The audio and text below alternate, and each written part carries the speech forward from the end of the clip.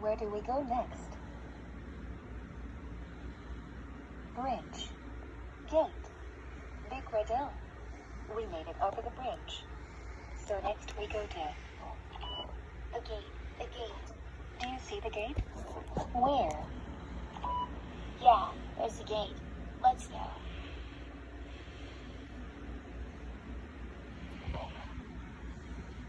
What was that? A gold clue? Where? Oh, there it is. And it's footprints. Our second gold clue is footprints. All right, we need our Justin H. Golden, handy dandy notebook. We draw a straight line, then 2 short lines, and then draw another one just like it. There, footprints. So, what could we do when we get to the big red hill with a feather? And footprints. Yeah, good thinking. But let's find our last gold clue to figure this out.